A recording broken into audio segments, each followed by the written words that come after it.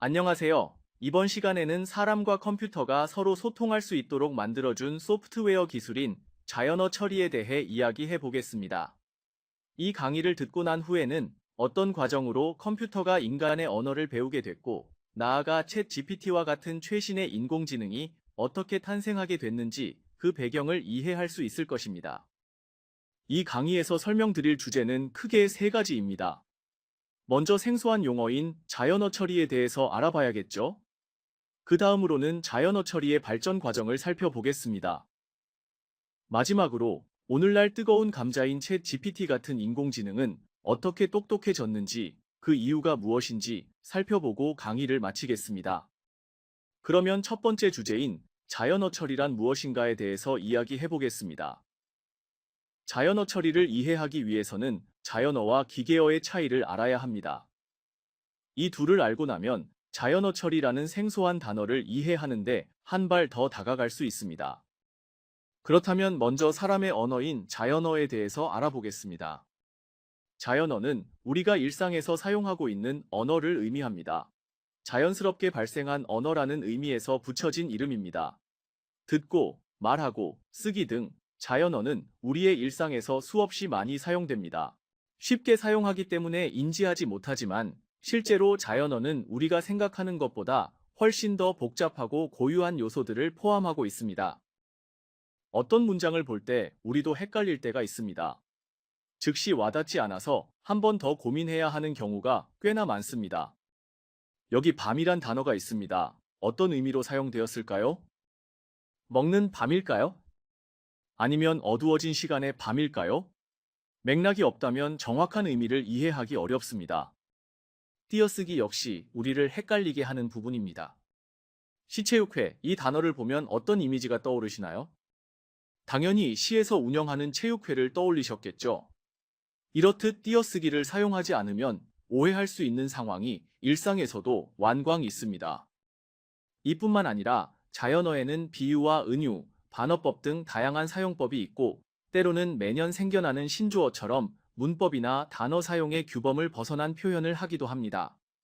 이러한 예시들을 통해 자연어를 사용하는 데 있어 우리가 예상했던 것보다 훨씬 더 많은 변수가 존재한다는 사실을 알 수 있습니다. 그럼 이 지식을 갖고 다음으로 넘어가겠습니다.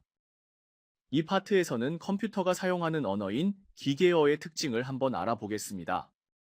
컴퓨터도 다른 기계들과 수많은 소통을 하고 있습니다. 컴퓨터는 어떤 언어를 사용할까요? 프로그래머들이 사용하는 이런 코딩 언어를 사용할까요?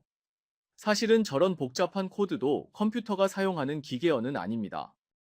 컴퓨터는 아주 단순하게 1과 0으로 표현되는 전기적 신호를 사용할 뿐입니다. 컴퓨터 내부에는 수많은 트랜지스터가 전기 스위치를 껐다 켰다 반복하며 어떤 신호를 만들어내고 있습니다.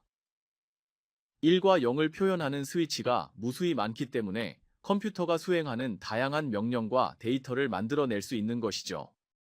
그나마 컴파일러라고 하는 번역 장치 덕분에 프로그래밍 언어를 사용할 수 있습니다.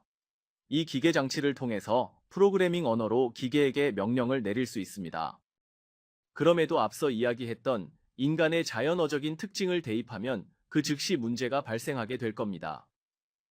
기계가 사용하는 코드와 전기 신호에는 자연어가 갖는 유연하고 복잡한 문법 체계가 적용되지 않기 때문입니다.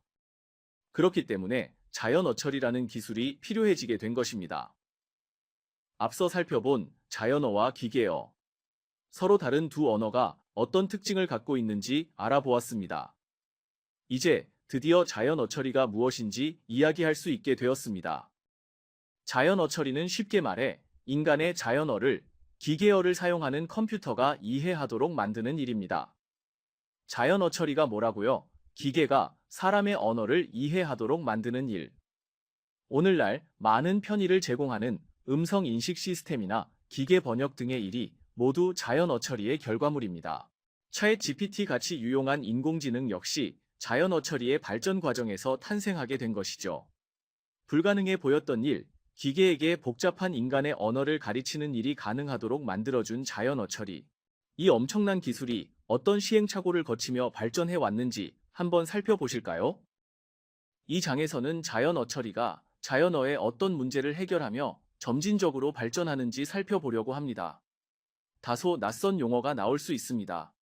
하지만 그 용어가 중요한 것이 아닙니다. 어떤 문제가 있었고 어떻게 해결했는지에 집중해 주세요. 첫 이야기는 순서가 중요한 자연어의 특징을 학습하게 해주는 RNN에 대한 이야기입니다. 간단한 영어 문장 두 개를 볼까요? Tom hits Billy, Billy hits Tom. 동일한 단어를 사용하고 있는 두 문장은 단어의 순서만 다를 뿐입니다. 하지만 이 순서의 차이로 문장의 의미는 완전히 바뀌게 됩니다. 1번 문장에서 때린 사람은 탐이고 맞은 사람은 빌리입니다. 2번 문장에서는 반대가 되죠. 단순히 순서만 바뀌었을 뿐인데 그 의미가 달라진 것입니다. 당시 자연어 처리를 연구하던 연구자들은 순서라는 특징이 중요하다고 생각했습니다. 이런 자연어의 특징을 컴퓨터에 담아낼 수 있는 알고리즘을 개발하려고 노력했습니다. 그렇게 탄생한 것이 바로 RNN이라고 불리는 순환신경망입니다. 순환신경망이란 표현보다는 주로 RNN이란 표현을 사용합니다. RNN이 작동하는 방식을 표현한 그림입니다. 복잡해 보이지만 겁먹지 마세요. 우리가 봐야 할 부분은 왼쪽에서 오른쪽으로 화살표가 계속해서 이어진다는 점입니다. 아래에서 들어오는 파란색 동그라미는 단어라고 생각해 주세요. 쉽게 말해, 지금 단어는 이전에 있었던 단어에 영향을 받는 것입니다. 이렇게 등장한 RNN, 굉장히 성공적이었습니다. 괜찮은 성능을 보여줬거든요. 하지만 문제가 있었습니다. 그것은 바로 입력받는 문장의 길이가 길어지면 앞서 등장한 이야기를 너무 쉽게 잊는다는 것이었습니다. 쉽게 말해 단기 기억만 가능하고 장기 기억은 불가능하다는 문제가 있었던 것이죠. 우리 자연어를 사용할 때 절대 짧은 몇 개의 단어로 말하지 않죠. 그렇기 때문에 자연어를 정복하기 위해서는 이 문제는 반드시 해결해야 할 숙제였습니다. 이 문제를 해결하기 위해 등장한 알고리즘이 바로 LSTM입니다. LSTM은 Long Short Term Memory의 약자입니다. 한국어로는 장단기 메모리라는 표현이 있지만 그냥 LSTM이라고 주로 읽습니다. 앞서 이야기한 RNN과 LSTM은 알고리즘에서 큰 차이가 있었습니다. 그림을 볼까요? 위의 RNN과 아래의 LSTM을 비교해보면 아래쪽이 훨씬 더 복잡하다는 것을 알 수 있겠죠. 이 구조를 세세히 이해할 필요는 없습니다. 그저 내부적으로 좀 더 발전했다고만 생각해 주세요. 이 LSTM의 등장으로 좀 더 긴 문장을 정보의 손실을 줄이면서 컴퓨터에게 이해시킬 수 있게 되었습니다. LSTM은 굉장히 성공적인 발명품이었습니다. 1997년에 개발된 이 알고리즘은 2017년까지 자연어 처리의 핵심적인 기술이었어요. 하지만 아쉬운 점 역시 있었습니다. LSTM은 오로지 순서만 다룰 수 있다는 점이 한계였습니다. 다음 문장을 볼까요? 오늘 점심 메뉴로 돈가스가 나왔다. 나는 그 반찬을 무척 좋아한다. 두 번째 문장에서 나온 그 반찬이란 단어가 의미하는 바가 무엇인가요? 바로 돈가스죠. 사람은 변하는 명사도 맥락을 통해 잘 이해합니다.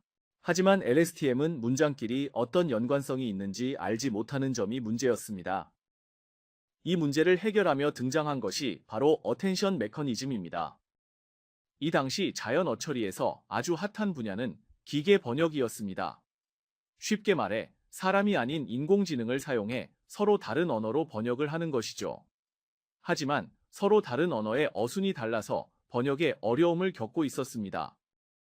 예문을 하나 살펴볼게요. 여기 영어 문장과 한국어 문장이 있습니다. 두 문장을 보면 나는 이라는 주어의 위치는 같지만 캣과 고양이가 나오는 위치가 다릅니다. 영어에서는 네 번째에, 한국어에서는 세 번째에 등장하네요. 고양이와 캣이 위치는 다르지만 같은 의미란 것을 컴퓨터에게 알려줄 장치가 필요했습니다. 이 문제를 해결하기 위해 나온 것이 바로 어텐션 메커니즘입니다.